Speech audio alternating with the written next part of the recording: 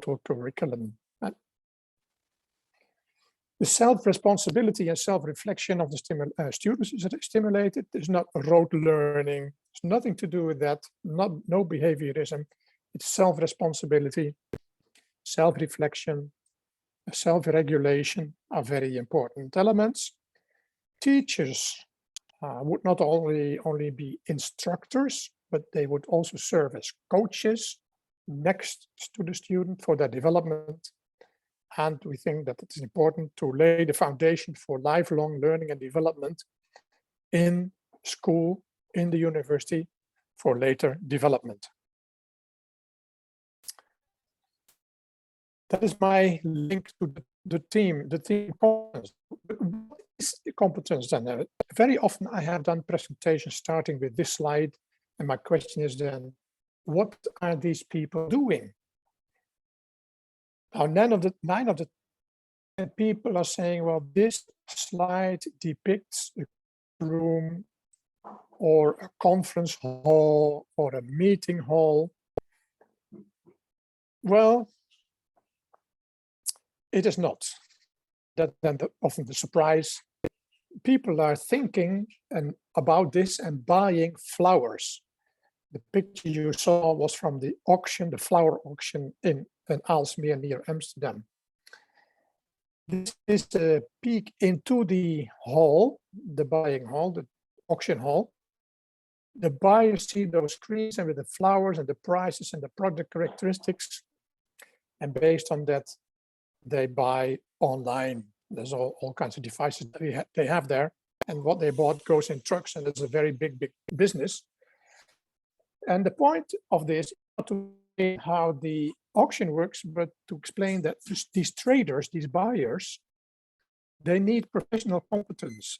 And by that, I mean that they have to have knowledge about products, about the market. That's, of course, very important. They have to have the skills to do multitasking. They are on the phone, they are on the computer, they look to the boards, etc. And they have to be able to process information very quickly and efficiently and effectively. And they have to have an attitude of stress tolerance, because if they press too late, the competitor will get the flowers. If they press the button too early, they pay too much. So you have to be able to handle that stress. And they have also, therefore, to have a feeling for sales, because it is not only buying flowers, but these buyers also have to sell them in their shops, or to, if they are in between, to flower shops themselves.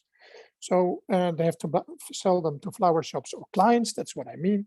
So they have to have a feeling for being able to sell what they buy, and they need to be open for change, because this world, like any other professional world is changing very fast. Based on that, my understanding of competence, based on all these years of experience, is that they are integrated capabilities, consisting of elements or clusters of knowledge, skills, and attitudes, which are needed in a certain profession or an occupation, a job, or a role, etc. So they are conditional for performance, conditional for sustainable, effective performance, but also for problem solving, realizing innovation, and creating transformation. Is not just to learn how to do a job or a profession or a task, but also to be able to learn how to be able to innovate that and contribute to change, but also be able to create change, to create transformation. If practices don't go well, can they invent better ones? So can they contribute to transformation? Now, that is all quite interesting and good and nice, etc. But then we have two meanings, basically, of competence in this whole world of meaning of the term. First of all, the capability to perform, and that's what I'm talking about. Then we talk about proficiency, mastery, ability. And the other thing is the right to perform, or the right to decide, or the right to act.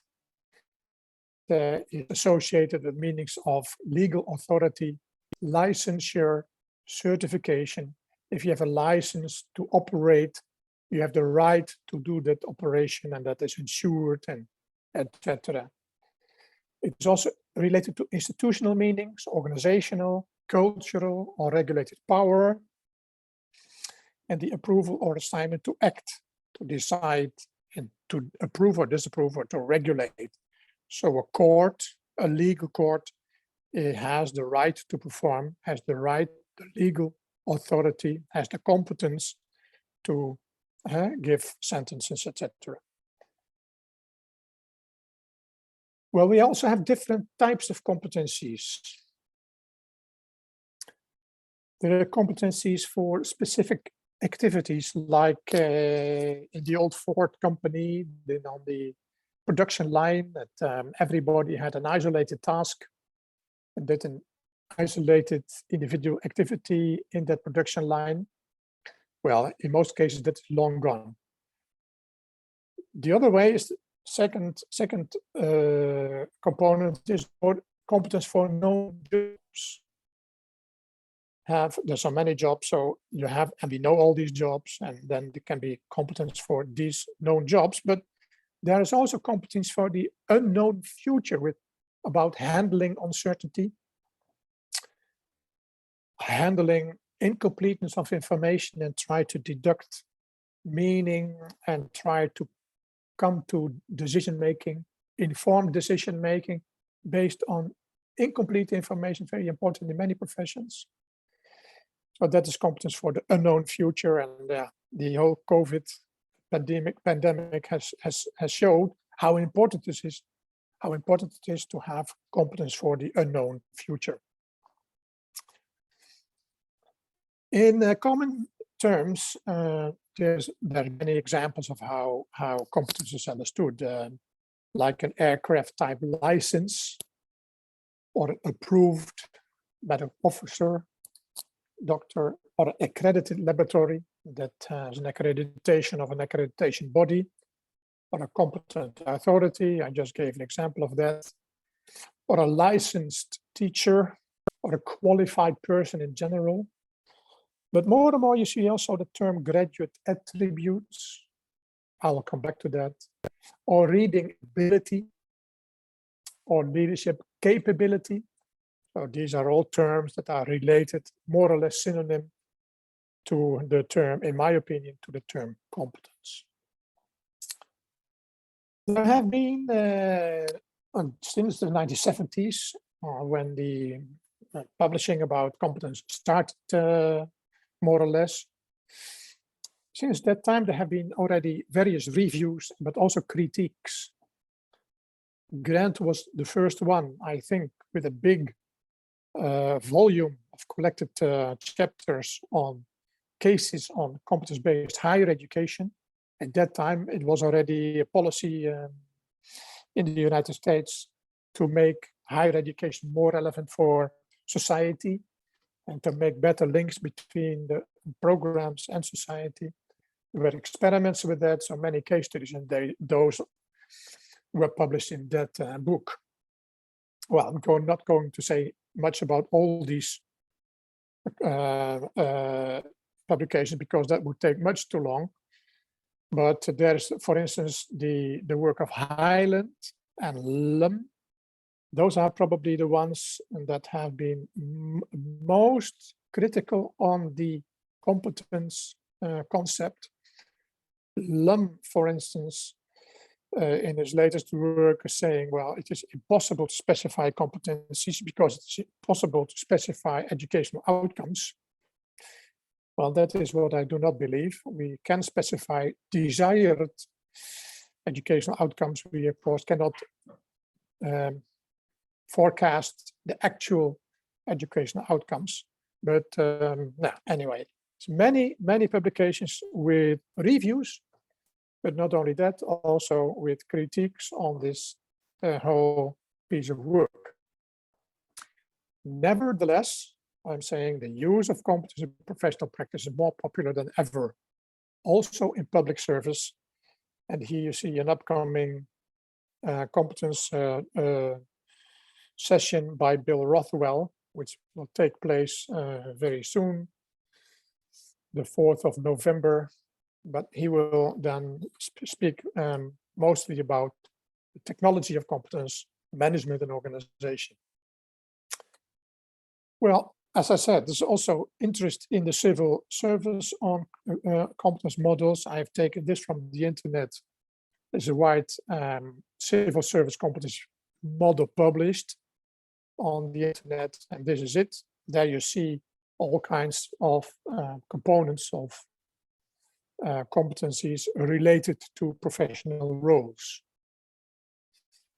So for principal officer, and the top you see leadership, strategic directions, judgments, etc. And if you go into that, you will find specifications of all these categories. So it's just not just only this, but it goes much further than that. But the question becomes, where does the competence concept come from? How did it start? And how did it develop? I was able to go back to the Sanskrit language and so Samartha and Chinese. I don't going to pronounce that. That will be too difficult. But also Greek, ikanotis, and then to Latin, competence and competentia, and English, competence since the 16th, 17th century.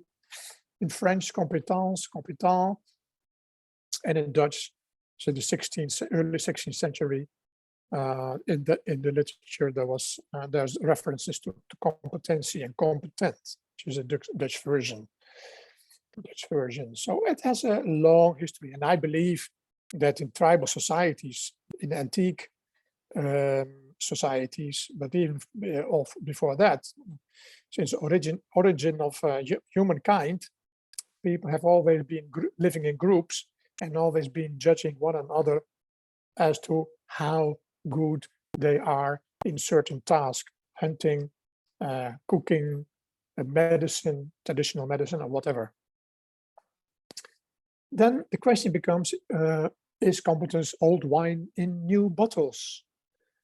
Well, you could say that because of the Code of Hammurabi, which was the king of Babylon, in the 17th century before the Christian era, it was already carved in stone. Hammurabi, this is the law of Hammurabi, le roi compétent, which means the competent king. And that is quite some time ago.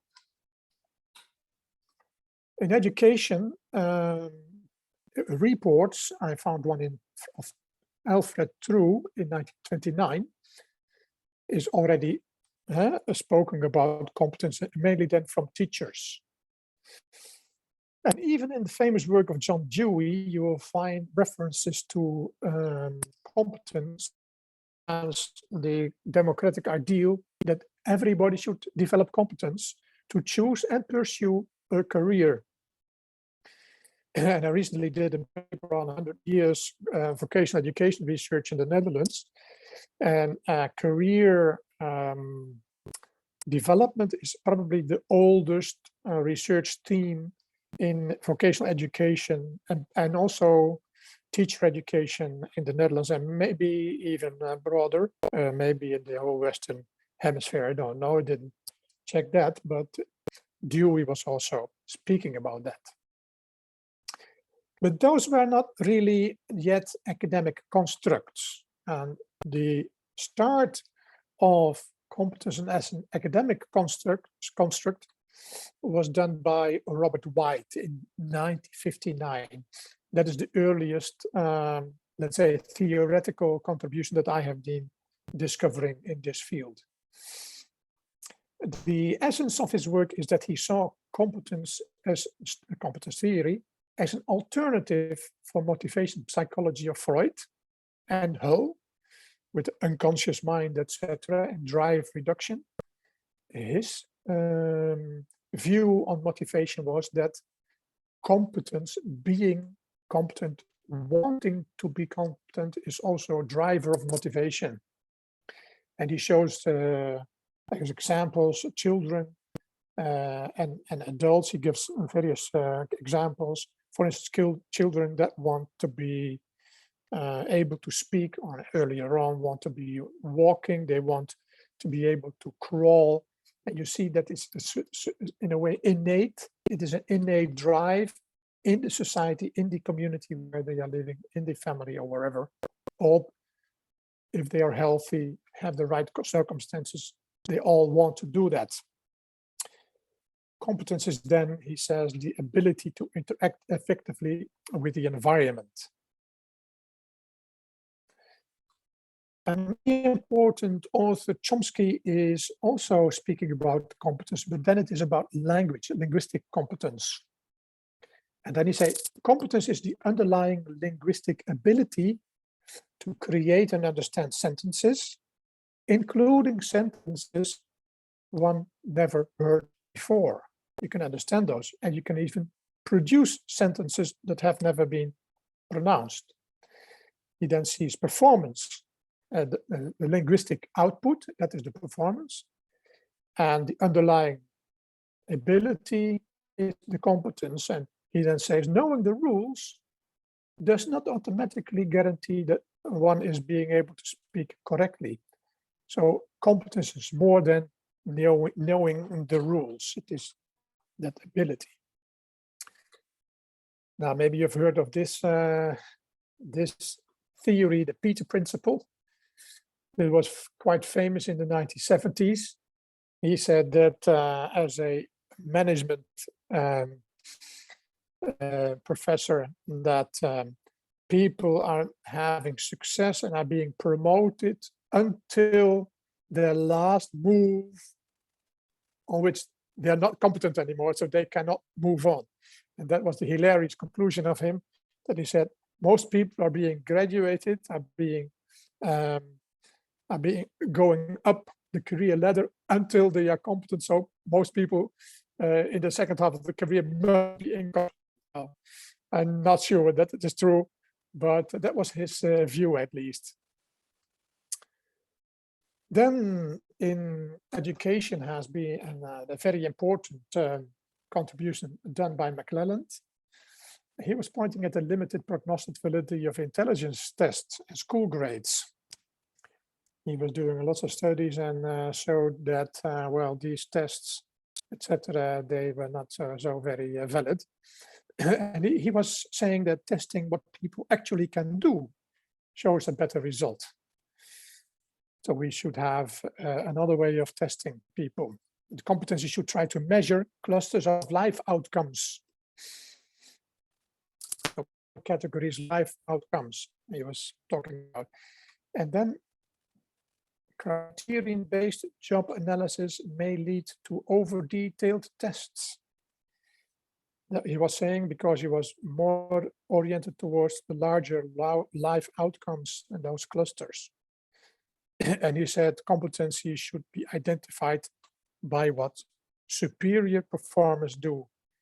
And that has had a lot of attention in management development. So many management scholars have then studied superior management performance. Also, William Rothwell had to derive the competencies from their practice. Then, as I said already, in management, there were lots of people who were publishing about competence. First of all, Tom Gilbert, who was writing the book Engineering Worthy Performance, Competence, Engineering Worthy Performance. Worthy performance means valuable performance. And he was speaking about competence as the alternative also for intelligence. And he said intelligence is a sticker on one's head, actually, and it is quite permanent for many people. And if we measure people's competencies, we don't give a sticker like a fixed figure, like 120 or 90, but we make out of that a human performance improvement potential score and say, well, if you have low competence, you have a large development potential. Well, in management, the work of Richard Boyatzis is very famous, the competence manager. That was actually one of the first competence standards or frameworks in management. And then it is interesting to also look at the work of Prahlada Hamel. This has been very, very influential in large companies, because they were saying that organizations that are focusing on the core competencies are doing better. So they gave examples of Sony and IBM and airlines who were really looking at their core competencies. And it also resulted in a massive outsourcing of components of the company that not belonged to the core. Later on, some companies came back to that, but that's a different story. They were very influential about speaking on the core competencies. And in education, we can also speak about these core competencies that drive learning. Then there's was a need for the review of the field, and this is another review published by Erguel and Gonsi in 2000, a worldwide one. And that was followed later on by this publication that I edited myself. That was published in 2017. Big work, lots of work, but very interesting. Very many perspectives on the whole theme of competence-based education.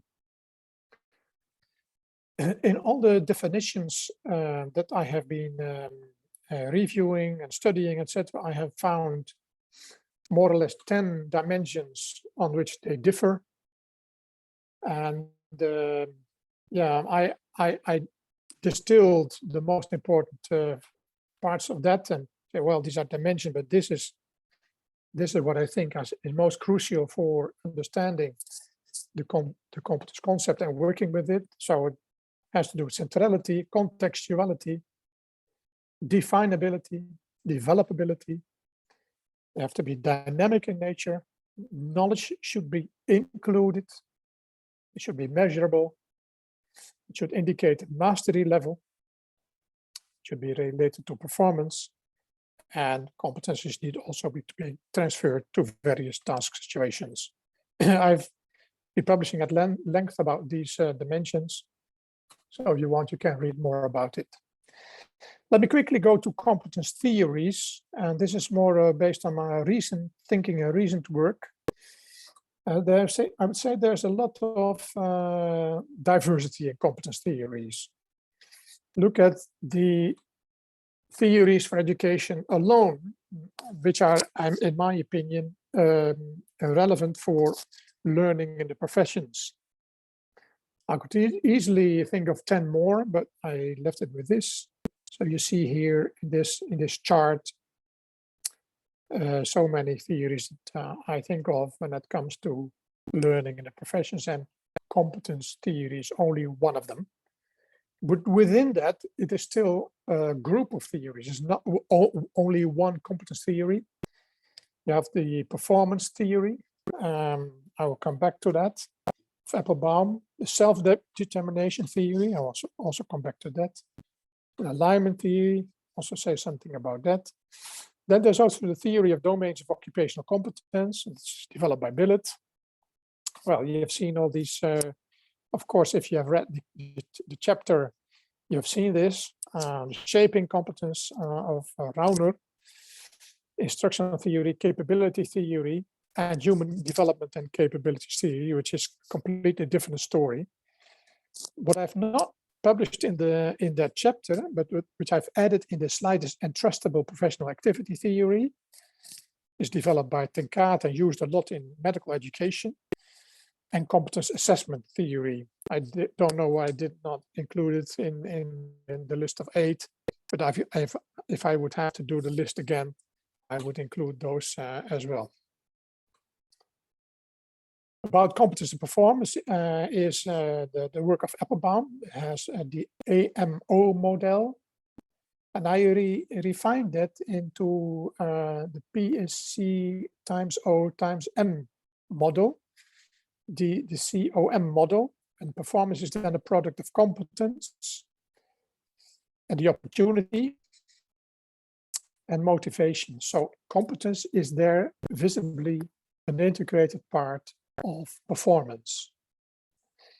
And Ryan and Desai do a little bit the same, but they speak about motivation theory, not about performance. Their theory is about self-determination, and they see autonomy, competence, and relatedness as the three constituents of self-determination. So competence is an integrated part of that motivation theory. Taking it all together, earlier I have distinguished three groups of theories about competence: functional behaviorism, integrated occupationalism, and situated professionalism. And the contexts in which they have been used, still are being used, is different: training, education, and development. And all have pitfalls: functional behaviorism, overspecification; integrated occupationalism can suffer of performatism. And the British look a lot at that, criticized because of that. The situated professionalism in the context of development, and there the pitfall is overgeneralization. One of the questions that were sent to me up front was, what are the theoretical contributions to the competence concept? Well, the previous couple of slides have maybe already shown something about that. It explains variation in performance. It triggers motivation. It points at improvement potential. It articulates domains of teaching. I've not been speaking about that yet, but that is what it can do as well, because most of the development team starts with job profile development, and then that is being translated into the curriculum. We can also hold course in the learning process, also in the development process, by the way, by focusing on core competencies. It provides a communication language about learning and development. It defines expectations for programs. It includes application of knowledge in practice. So knowledge in practice, and stresses the importance of the attitude dimension in education. And we should not forget that element, because I think that is crucial. Let me use the last 5-6 minutes for the competence in practice part. And most competence practices start with developing competence frameworks. And within my research group, when I was acting head of department, we have had several dissertations in which competence profiles, competence standards, frameworks were developed in all kinds of fields: open innovation, argumentation, multicultural cooperation, etc. It's all about competence development. In education, this one has been divided in NEA, Leadership Competence Framework. Here again, you see all those components. In engineering, the same thing, all kinds of components. And again, if you go into the parts, you will find lots of specifications, planning and report for management accounting competency framework and decision making, etc., etc. International institutions have begun with developing competence frameworks. For instance, this one of the OECD for the Inclusive World Global Competency Framework. Interesting. Bartram tried to develop an alternative for the 5 personality characteristics. He developed the Grade 8 competency framework with 8 basic competencies, of which he thinks explain all performance of professionals. Higher education institutes more and more start developing graduate attribute frameworks. This one is of the University of Toronto, because I came across a publication from the UK covering many of them. The Medical Association developed the CanMETS framework, which is being used in so many academic university medical education programs, including all kinds of other hospitals worldwide. And they often have those components, the competency domain titles, the definitions of the competencies, the progression levels, themes, learning program components, behaviors, etc.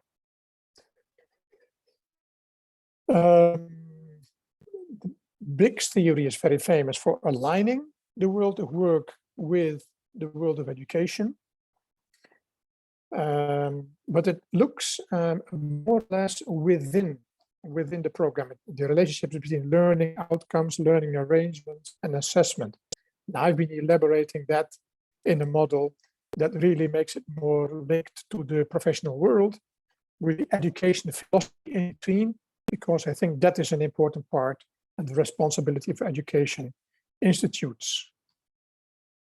For competence management in organizations, also in public organizations, I've been developing this model already in the 2000s, actually, based on a study on competence development in organizations.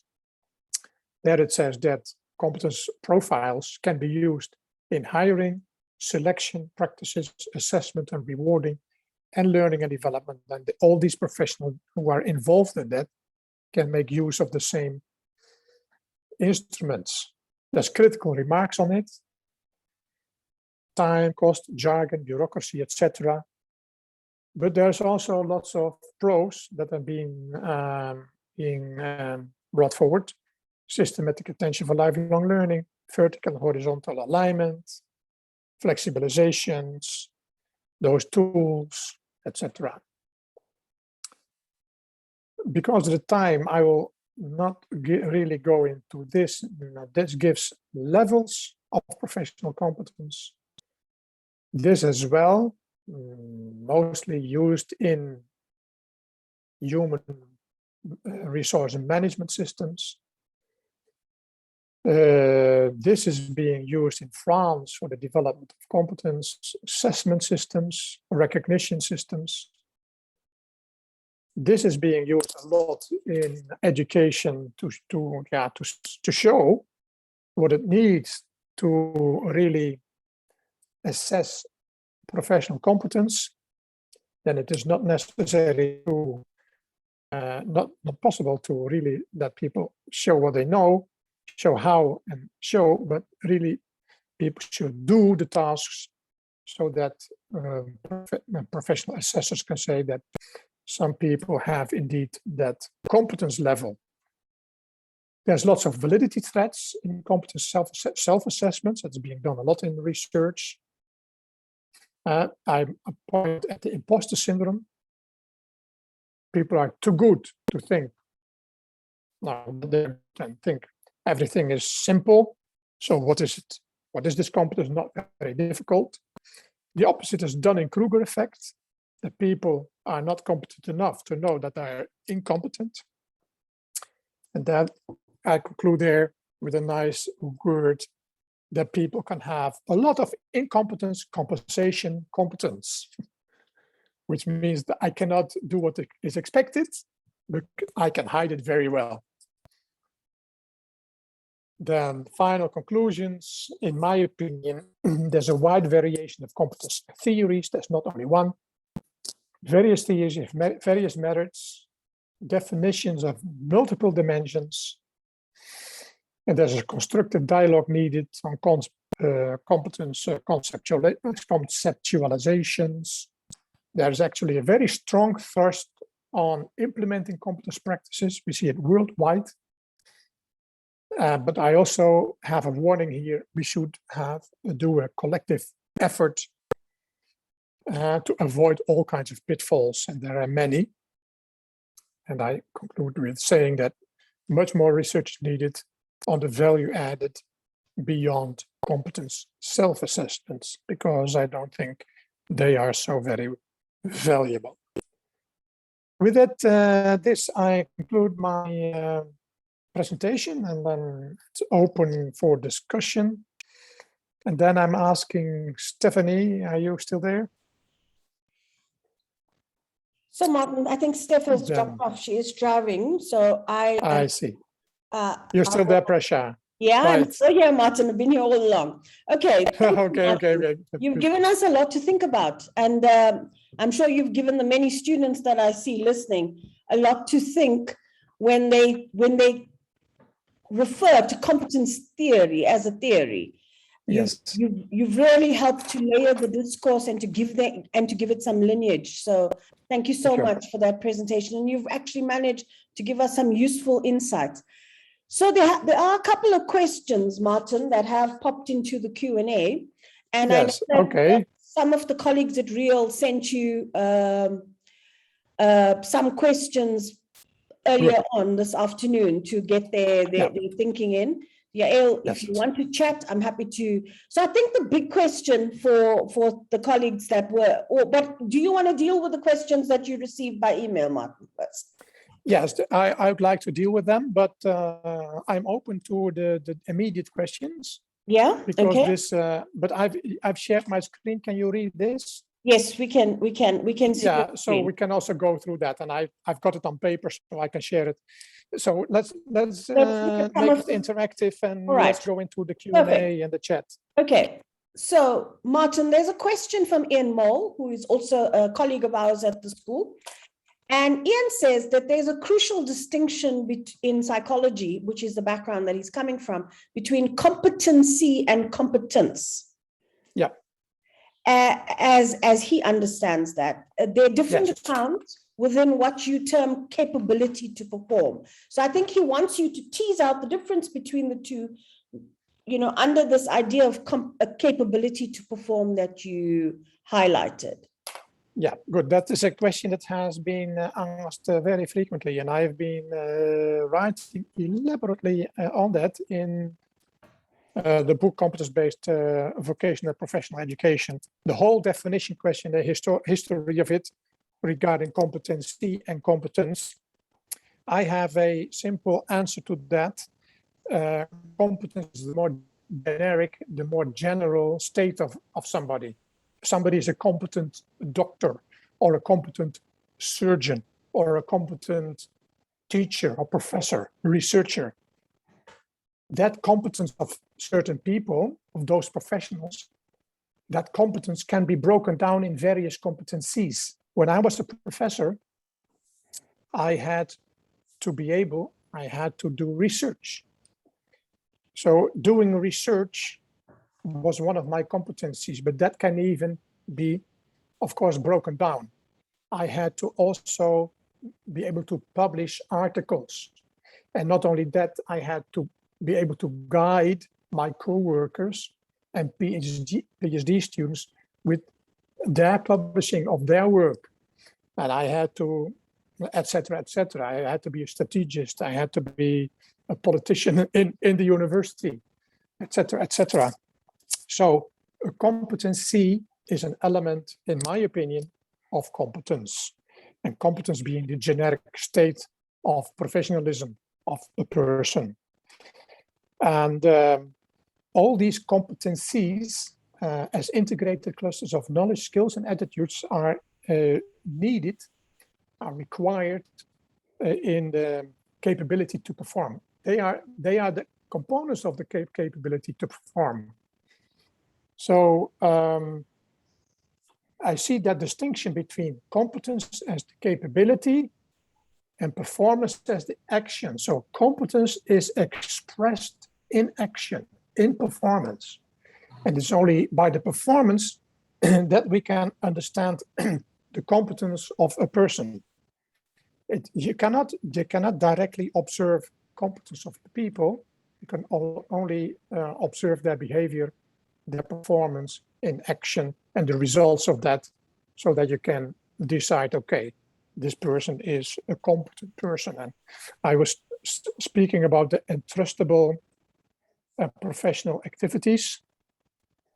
That works like this, that senior doctors are assessing junior doctors in education and training in their program, whether they can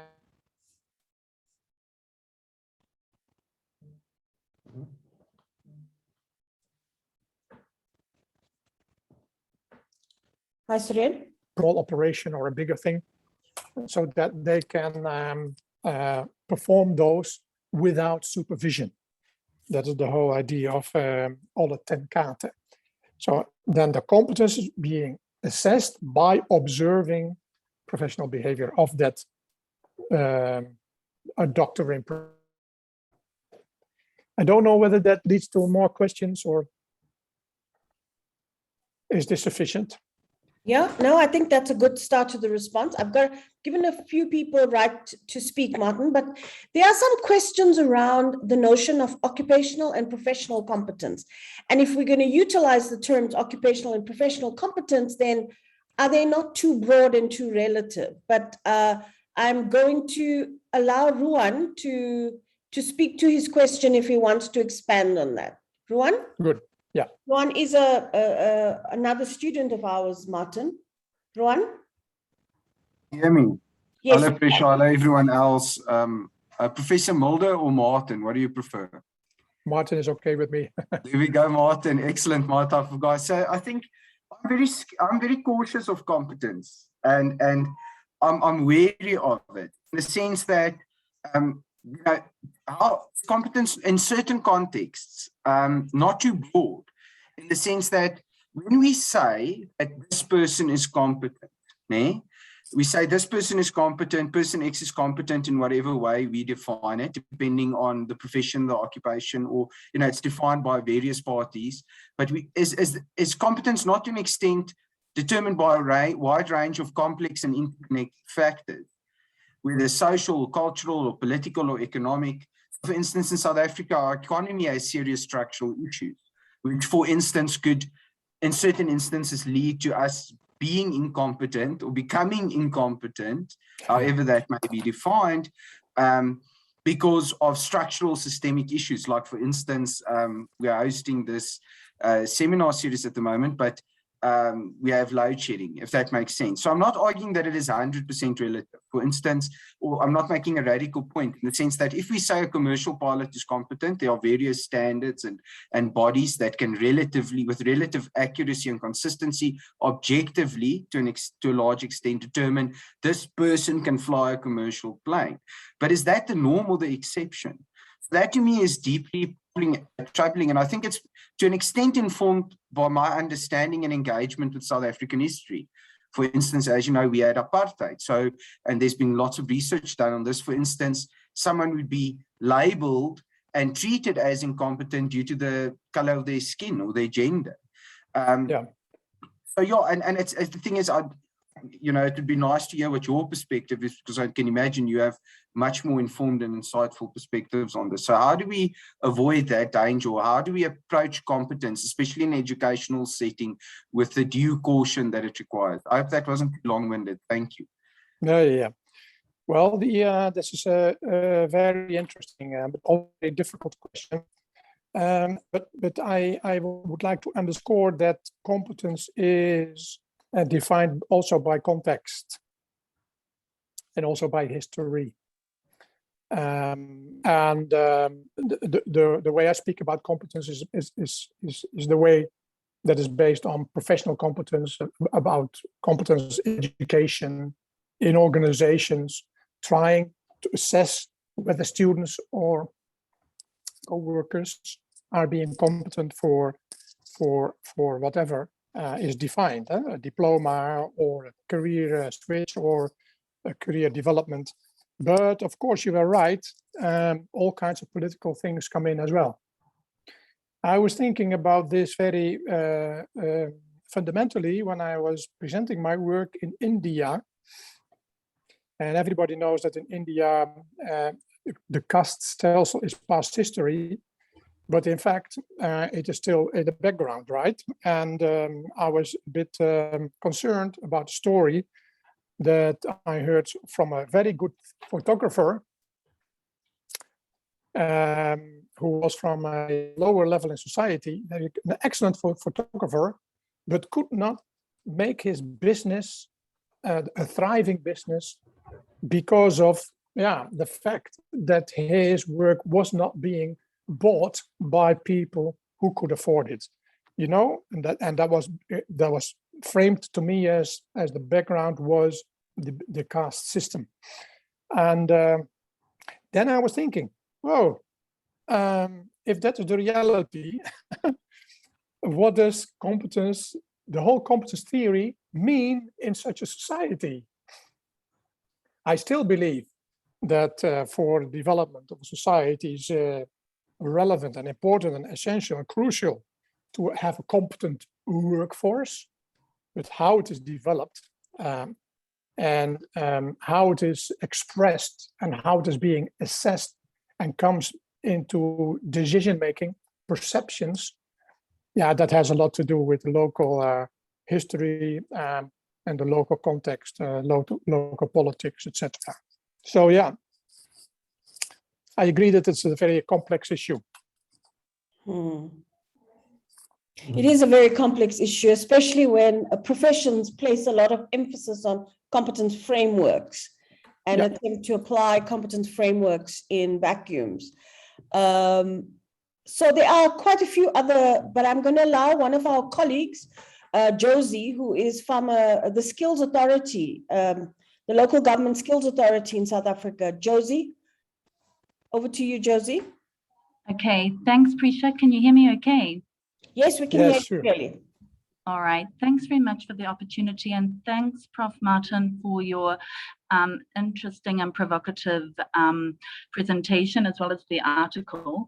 I think, you know, at the moment, I'm really interested in competency frameworks, especially because of how they're created.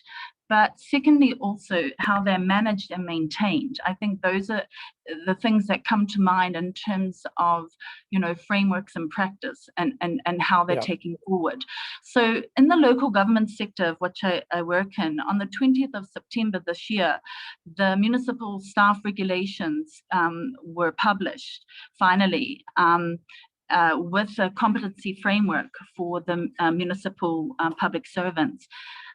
Two areas of interest that I found, you know, which were key, was around learning orientation as well as service orientation. And I think those are two key areas within the public service that are important, of how those are infused within a framework, but also how they're managed and maintained. Because in my comment, I said that you mentioned competence is constrained by cultural, organizational, and structured labor conditions. So I said that these are important considerations in thinking about the constraints of competency models in terms of organizational culture, performance management, as well as the work and learning culture. So I was just, you know, kind of thinking around competency frameworks and how, and I think the progression of competencies, because what I see, while this competency framework came out in 2021, the actual senior management competency came out, I think, in 2014. So I imagine there will be quite a disjuncture in relation to the theories and the construct of the framework. So I was just thinking about that in particular around, you know, different services within the public sector and how we look at that, because it becomes quite complex in local government, because, you know, we have 5 basic service delivery areas, and we have, you know, we've now got a new district development model and thinking around service delivery at the local, provincial, and national government. And there are essentially 9 broad service delivery areas. So it does become quite complex, but I think for me it's around the influence of culture, organizational culture, learning culture towards the achievement of the lifelong learning and the support towards, you know, the technical or professional competencies within the occupation. So those are just some thoughts that I had, but they're also the complexities that we have to navigate in the way that we create, manage, maintain a competency framework. Thank you. Yeah, thank you very much. Yeah, I understand what you're meaning, and I've seen that in very many situations within large organizations and large companies who had dictionaries but also in professional communities, professional associations who have developed their large competence frameworks. Question is always, how can you localize those, and how can you make them useful in practice and in individual situations between co-workers, etc. It would be like this, in my opinion, that that those general frameworks can be translated to local situations, that local managers, local representatives of employee staff units, they could together look at the general framework and say, well, these are things that are important for us. This is what I want to stress. This has also happened within bigger companies. They had their frameworks, and then local managers with local employees have said, let's look at it and try to find out what is most important for us.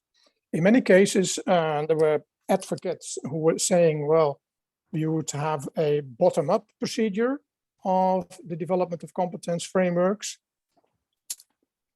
I don't think that is very easy to do. It would be the most ideal, you know, but in many cases you would have those top-down systems. But then, yeah, in many cases they are also left alone. People are not not working with them in practice. And what good does it do then? And yeah, like learning orientation, the question becomes what does it mean for a local co-worker in a municipality? I once was asked to give an advice in a healthcare organization where they were asking, what should we do about customer orientation? We want to have all our employees have a customer orientation. What we did is we hired a training company. They gave a training program on customer relationship, customer orientation, client orientation. We made multidisciplinary groups of secretaries, salespeople, also nurses, doctors, and there were sessions with the training company, but it didn't work at all. Mm-hmm. And I was saying, did you specify what it means to have a client orientation for a secretary, for a person who is on the telephone, for a nurse, somebody else? Did you specify that for them, or even better, with them? And this is not what they have been doing. They just asked the training company to give a training on that. Yeah, no, that also does not work. So I believe strongly that these competence specifications within these frameworks have to become meaningful in the daily practice in teams who are working together in services and also in production. So that makes it context relevant, and then it is linked towards quality improvement of the work, the improvement of the quality of the service, etc. in practice.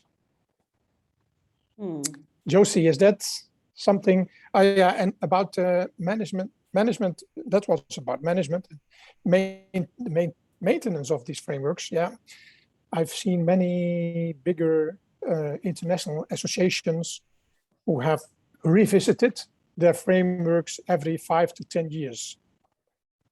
So it is something that is an ongoing process. It is not that the framework is carved in stone for the next 100 years. There's a lot of change going on, etc., all the time. Okay, thank you, Martin. I think that that was a useful response. I think it also raises some other issues for discussion, like around transferability and understanding transferability, which you also raised as one of the kind of core domains. But I'll give you a couple of questions here, Martin, just quick ones, and then we You need to take some time to go to the ones that were sent to you beforehand.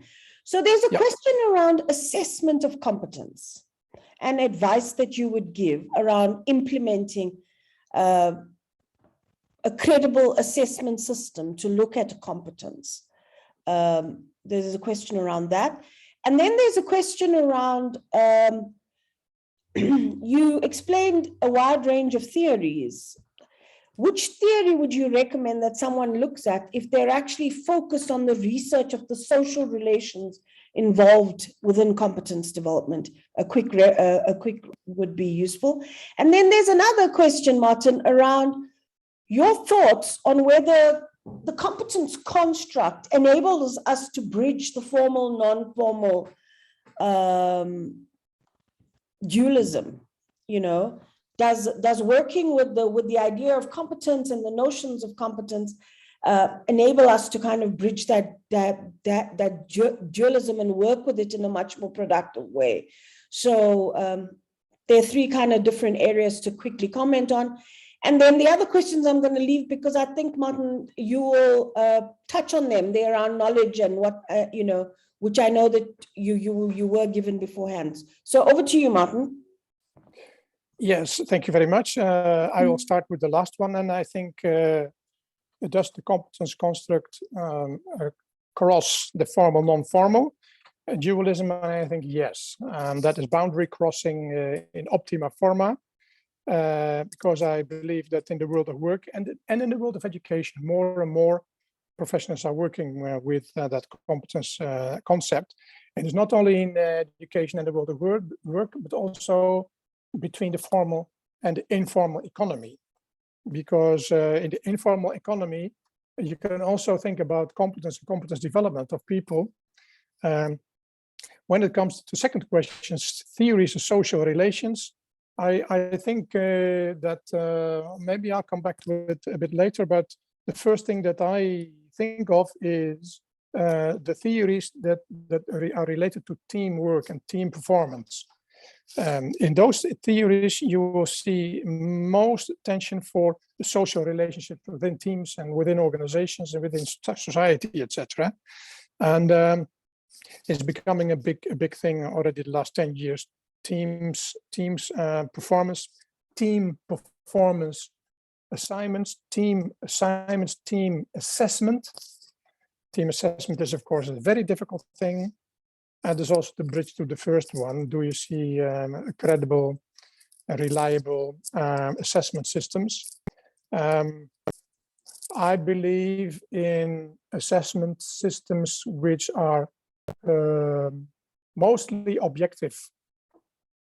I know that many assessment systems are quite subjective. You have this 360 degrees competence assessments, which have already a history of 20 years or so. And I've done that in my working group for my department as well. That's co-workers were assessing one another. And it was interesting, and it was good to see what points were given, attention points for development, etc. Tips and tops and taps was interesting. But it is also very subjective because people are mostly invited by colleagues who they like, and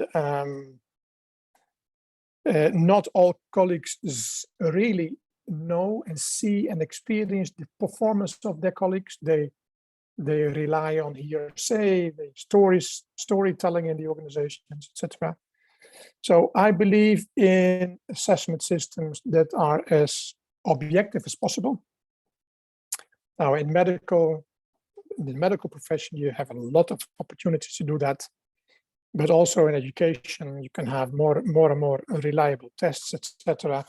And when it comes to formative assessment and authentic assessment, it is good, I think, to point at the work of Lisbeth Baartman and Judith Gulikers, who have developed many criteria for solid, authentic, and formative assessments. Lisbeth Baartman and Judith Gulikers.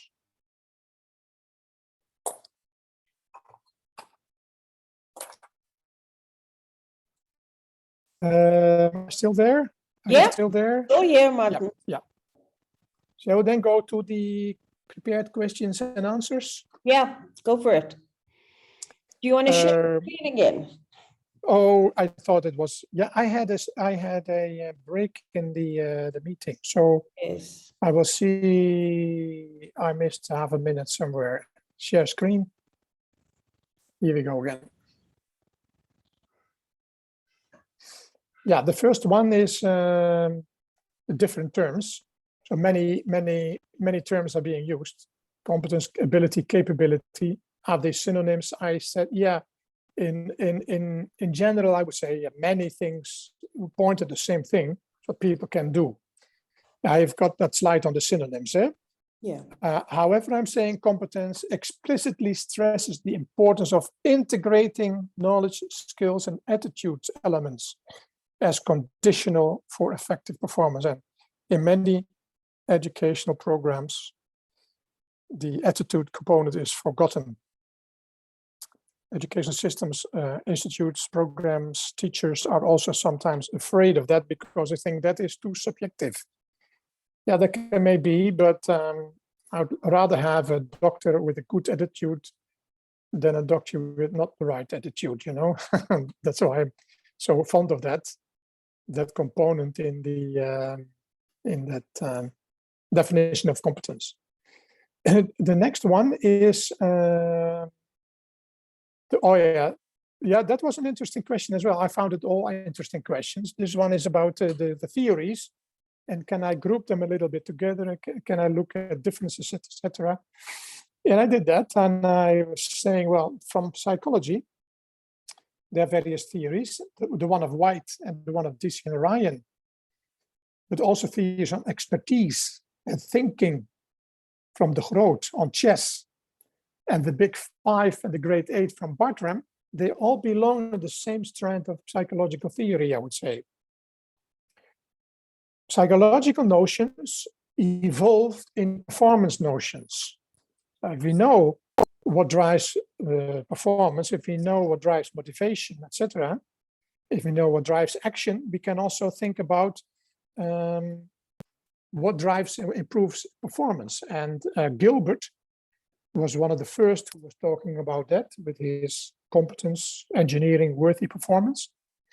And that is all about the technology of improving performance. And Applebaum pointed at that, and Chomsky also pointed at that. So that was the second big groups of theories. Then that evolved in theories of business strategy, business administration, leadership, management development, etc. So from psychology to performance improvement to business strategy and management, leadership development. The whole work of Prahlada Hamel, core competence, Boyatsis, the competent manager, many books on that belong in that strand. Parallel to that, also in education, it was used already in the 60s and 70s, the last century. Within educational theory, the question became, how can we use the competence notion to improve the quality of education?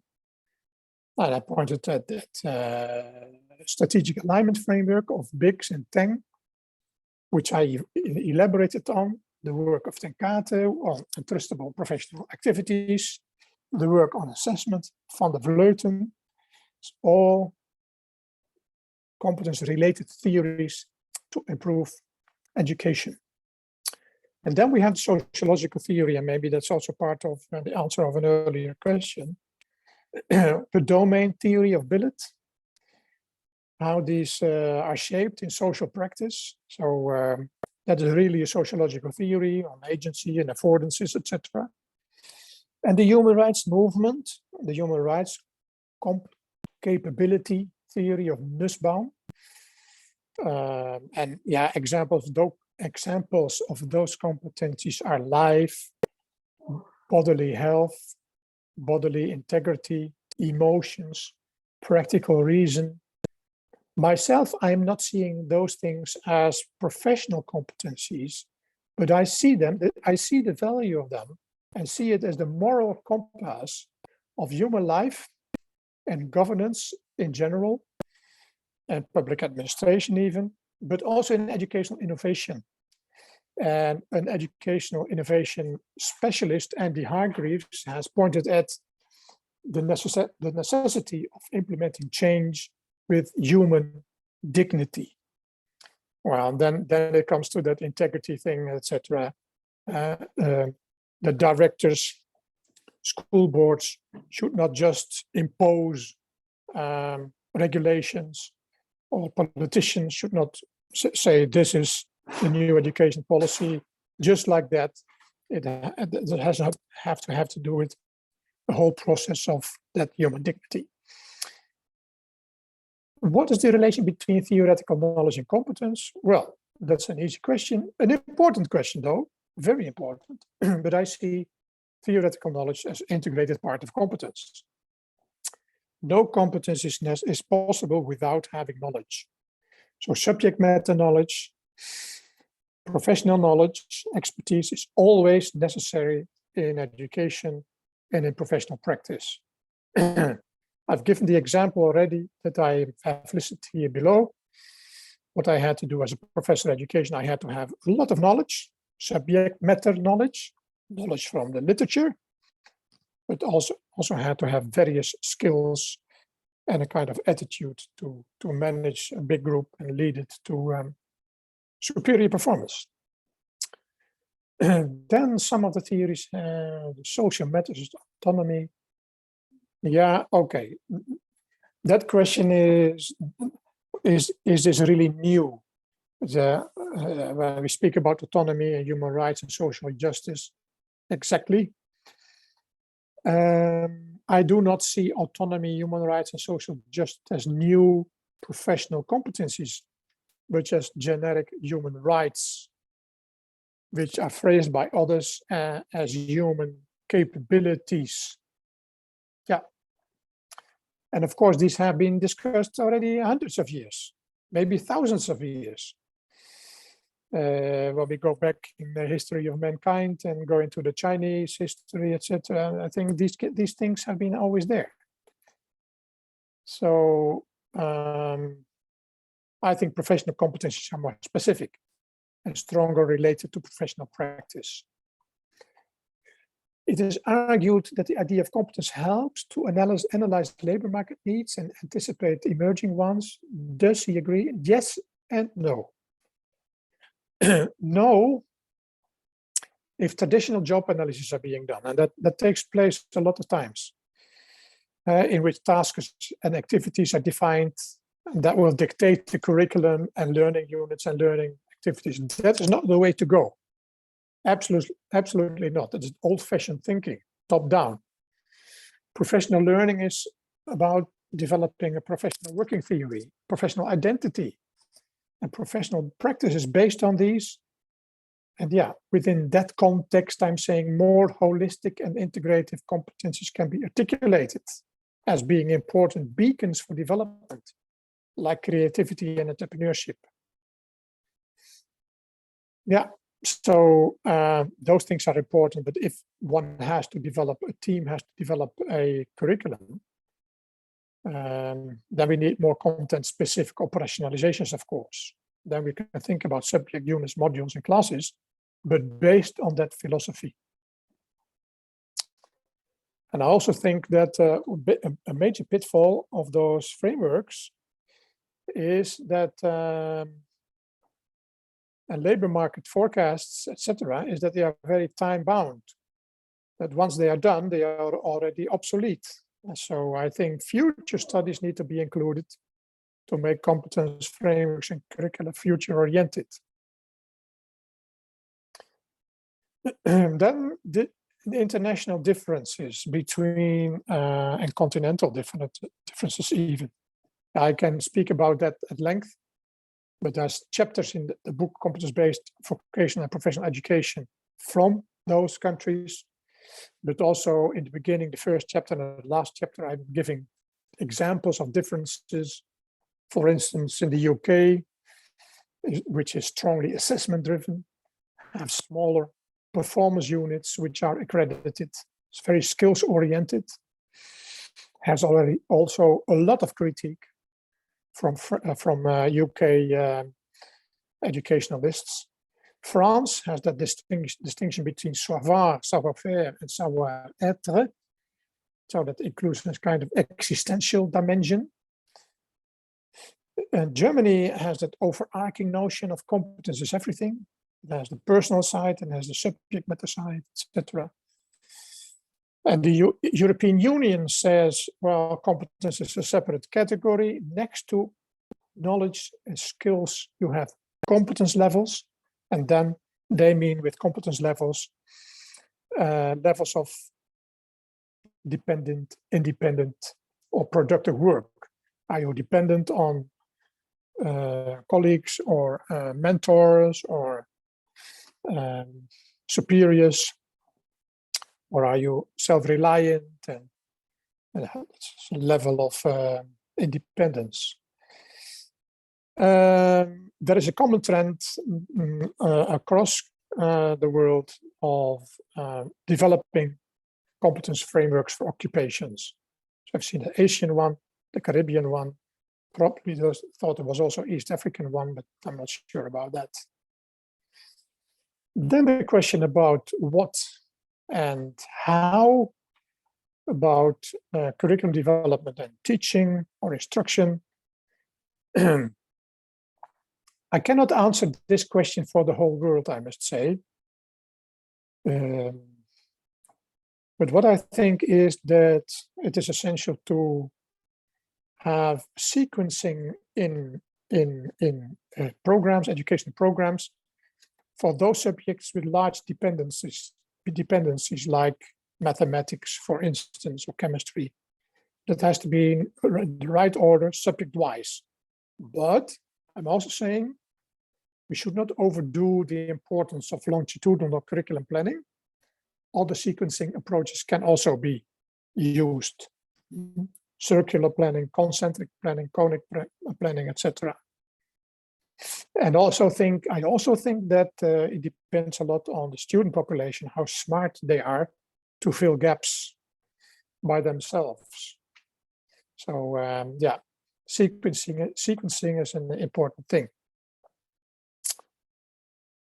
Learning process, not necessarily behaviorist or reductionist.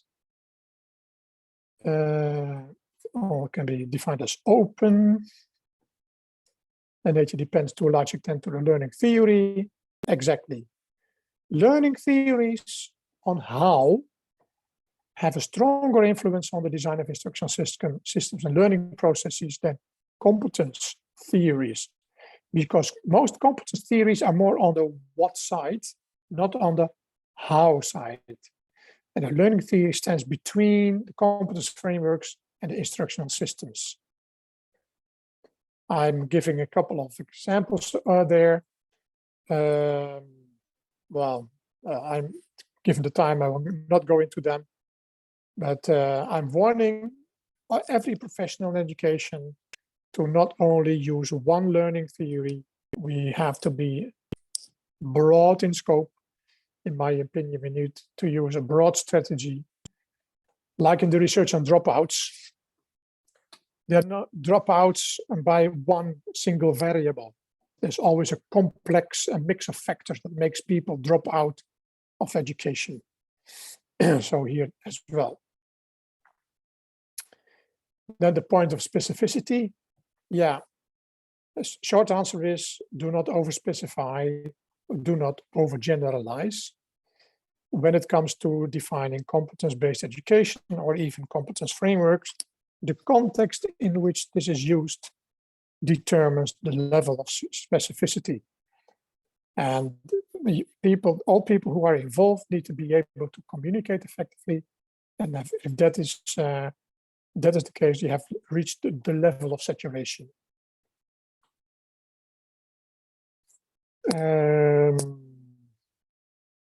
Yeah, then I give my definition. It's a bit long definition. then the question is, if we replace capability, etc., by knowledge, and the professional competence is seen as the theoretical and practical knowledge, is that then not the same, or is it not sufficient? I would say pretty much okay, but if that theoretical and practical knowledge is seen as professional expertise, including the necessary skills and attitudes, and I know that some define professional knowledge as that. And I will conclude with this. I would not like to attend a brain surgeon who only is knowledgeable.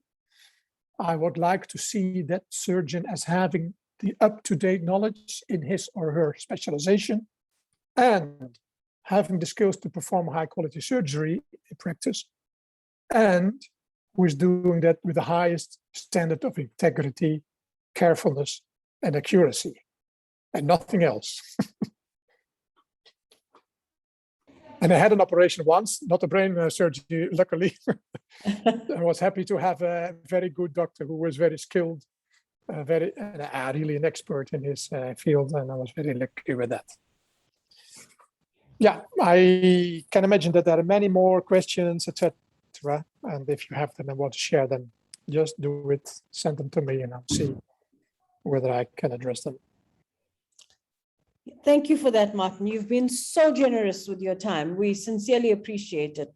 And thank you for the very interesting, very informative, I think you've given our students as well as all of us, we tend to think about the term competence quite anecdotally. But I think that what I've come away with today is a much clearer and deeper understanding of the lineage of the construct and how much we actually need to read.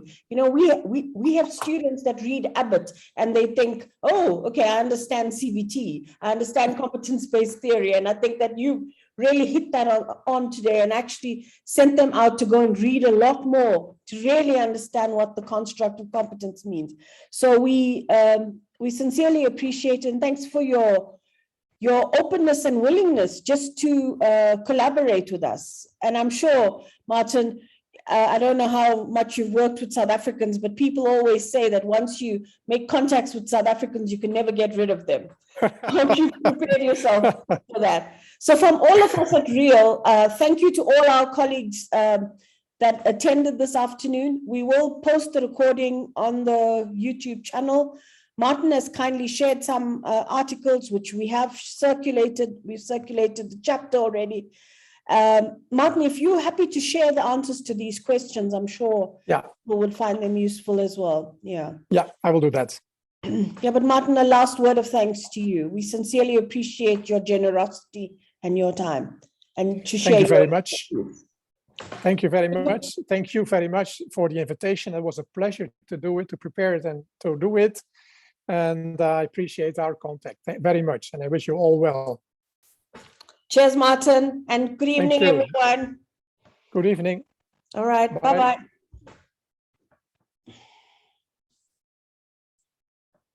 Bye-bye.